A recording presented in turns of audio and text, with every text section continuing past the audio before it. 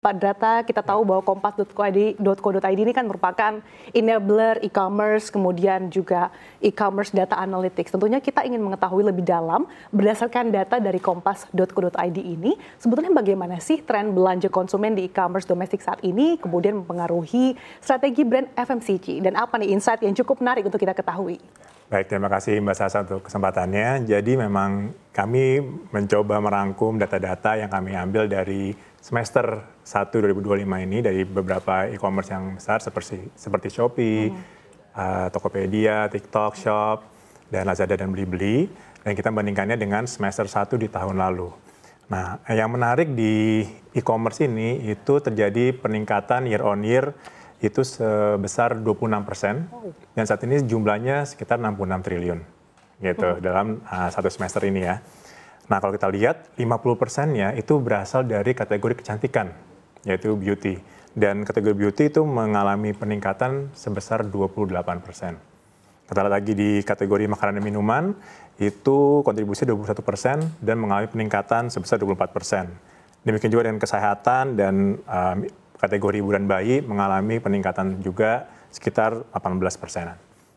Nah, dari sini kita bisa melihat bahwa terlepas dari isu di Indonesia yang katanya daya beli susah, tapi memang transaksi di e-commerce, nilai penjualan di e-commerce itu kita lihat terus meningkat dari semester 1 tahun lalu ke semester 1 tahun ini. Oke, cukup menarik insight yang sudah dipaparkan tadi kompas.co.id. Tentu kita ingin mengelaborasi juga dengan berbagai platform e-commerce yang ada. Kira-kira channel mana nih yang menunjukkan pertumbuhan yang cukup signifikan? Ya, kalau dari sisi channel memang ini sangat menarik ya persaingannya. Memang dikuasai dari dua channel besar, yaitu Shopee dan perpaduan TikTok Shop dan Tokopedia ya, yang memang menjadi Shop Tokopedia.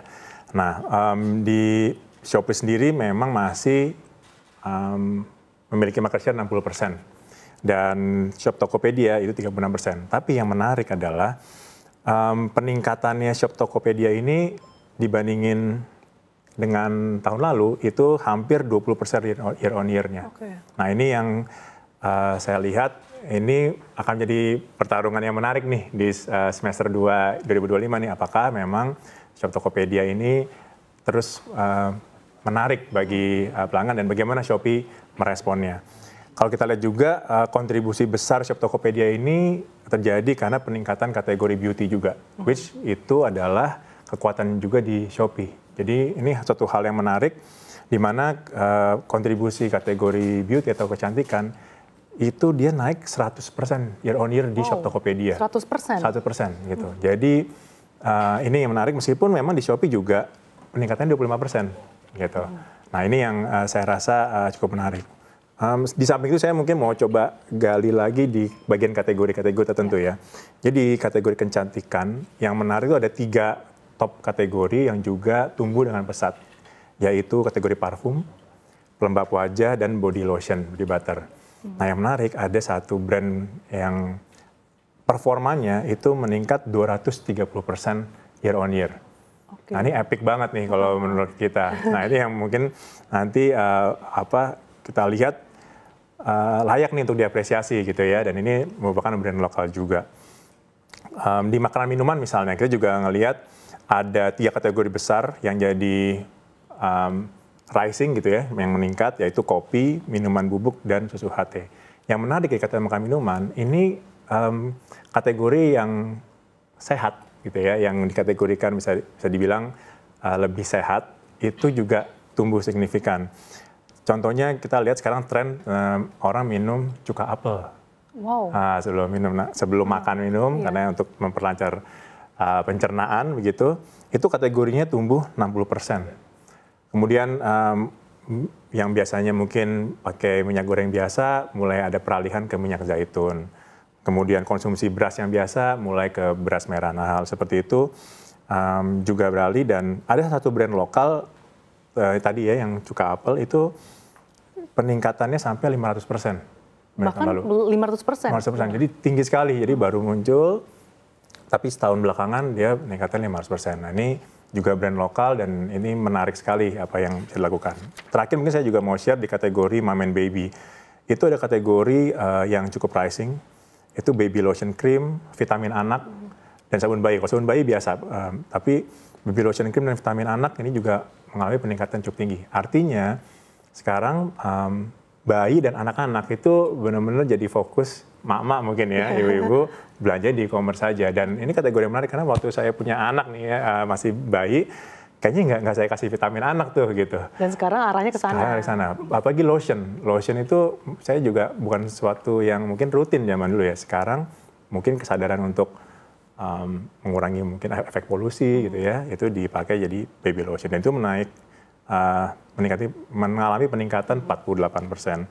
Dan ada satu brand, Purella, ini epic sekali juga, peningkatannya 330% year on year. Gitu. Nah ini yang menurut saya hal-hal yang menarik di e-commerce, bahwa dengan platform e-commerce ini brand tuh bisa langsung meningkat dengan pesat loh. Begitu. Cukup epic dan cukup menarik karena in this economy, Pak Drata, ternyata cukup banyak sektor bahkan brand yang peningkatannya cukup signifikan. Sebetulnya apa sih strategi dari para FMCG ini selain bisa bertahan, tapi juga bisa meningkatkan performa penjualannya, tapi tanpa mengurangi kualitas mereka? Betul, memang tepat sekali, kualitas tuh pasti jadi nomor satu ya, karena pengalaman ketika orang beli, kemudian dia beli lagi, itu pasti dipengaruhi kualitas. Nah, di luar itu memang menarik di e-commerce ini, kita perlu, karena kita nggak bisa pegang, jadi pengalaman presentasi produk yang baik itu penting sekali. Jadi agak sulit kalau kita mau sukses di e-commerce tapi mengandalkan hanya satu produk picture misalnya. Sekarang trennya produk picture banyak dari berbagai sisi, disampaikan juga unique value proposition-nya, penggunaannya seperti apa, ditambahkan video, jadi presentasi yang menarik, lengkap, itu sangat penting, itu yang pertama. Kemudian yang kedua adalah kemudahan ditemukan atau discoverability. Kecenderungannya adalah konsumen mencari itu dengan search. Gitu.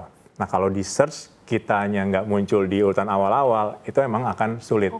Maka kemampuan kita untuk mudah ditemukan, itu jadi sangat penting. Yang terakhir tadi, unique value proposition dari sisi produk itu penting, tapi yang dari sisi offering juga penting. Artinya misalnya kita menampilkan produk-produk yang bundling, mengkombinasikan bundling. Contoh di kategori kecantikan, itu tren membeli paket kecantikan itu tinggi sekali. Itu bisa dibilang kalau dia satu kategori, dia kategori yang tertinggi itu paket kecantikan. Bundling gitu ya? Bundling, jadi dalam sebuah paket berisi berbagai macam produk. Nah itu inovasi seperti itu menjadi kunci sukses juga untuk kesuksesan pemain-pemain di e-commerce. Dan tentunya insight dari kompas.co.id dan juga telunjuk.com ini cukup menarik ya untuk bisa dipertimbangkan oleh para brand FMCG gitu untuk menentukan kira-kira channel mana nih pada data yang saat ini cukup efektif untuk bisa memboost performa mereka, dan kemudian apa sih sebetulnya tantangan yang mungkin ini akan dihadapi oleh FMCG? Ya betul, jadi pemilihan channel sangat menarik. Contoh tadi kalau beauty, of course nih kita nimang-nimang nih karena dua-duanya lagi rising, tapi kita lihat tadi di kategori TikTok itu rising sekali, terutama mungkin dari kontribusi live-nya ya gitu. Nah itu udah pasti beauty di sana. Nah yang di sisi makanan minuman ini juga masih menarik nih, 50-50 juga. Jadi memang kalau di sisi channel, dua platform ini punya keunggulan masing-masing dan kita harus coba memang. Nah memang tantangannya adalah ketika brand-brand ini ada egonya masing-masing, Mbak Sasa. Jadi mungkin untuk brand lokal yang baru muncul punya ego idealis gitu, sehingga apapun yang terjadi, market ngomong apa, pokoknya saya mau jual produk ini, ya kan. Sementara di brand-brand yang mungkin udah lebih established, brand global, multinasional gitu ya, itu biasanya prosedurnya lebih rigid. Jadi mereka suka dengan data, suka melihat tentang kompetisi, tentang market. Tapi untuk melakukan eksekusi perubahan, itu prosesnya butuh approval panjang. Sehingga inovasi juga lebih lambat terjadi. Sementara di brand lokal, tadi ya egonya ya tinggi. Nah, maka yang jadi tantangan adalah sebenarnya saya bisa mensampaikan nih egonya. Bagaimana brand lokal mau terbuka juga, jangan terlalu idealis, tapi ngelihat nih apa yang jadi market. Tadi contoh, ada kompetitor yang ngeluarin inovasi baru dari si produk gitu. Nah dia coba deh lihat. Adaptif gitu ya, harus adaptif. Minimal dipelajari dulu apa sih yang dilakukan. Lihat datanya penjualannya seperti apa, inovasi seperti apa. Sementara di tadi yang brand yang lebih established, mungkin sudah baik dengan melihat data-data di market, tinggal internal proses di dalam perusahaan yang mungkin harus dibuat lebih agile. Jangan terlalu banyak approval, tim e-commerce-nya dibuat punya otoritas gitu ya untuk menentukan ngambil keputusan, itu saya rasa menjadi kuncinya ya begitu.